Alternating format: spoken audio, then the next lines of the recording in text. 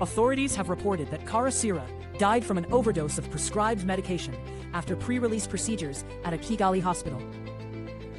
Rights groups are pointing to a pattern. The state is detaining and prosecuting critics, restricting independent oversight, and prompting questions about treatment and harassment in custody.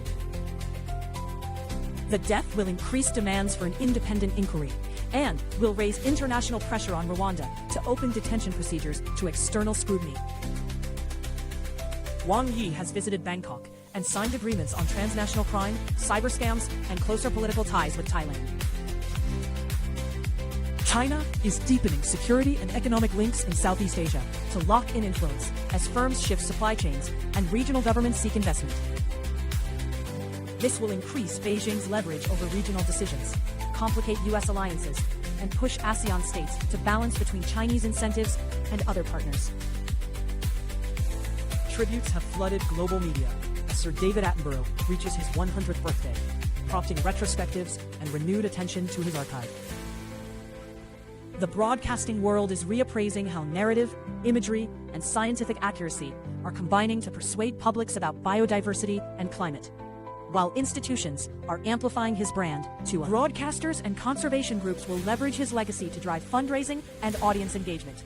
But this will increase pressure on politicians to deliver policy that matches the urgency in.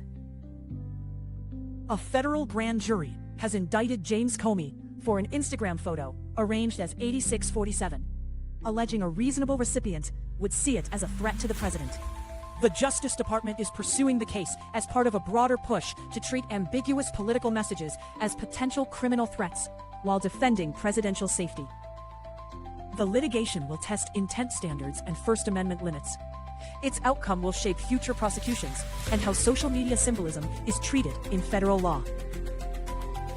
The Constitutional Court has ruled Parliament acted unlawfully when it blocked an impeachment inquiry into President Ramaphosa's Fala affair. The court's decision is forcing Parliament to open a formal impeachment investigation, increasing political pressure on Ramaphosa and exposing fractures inside the ANC.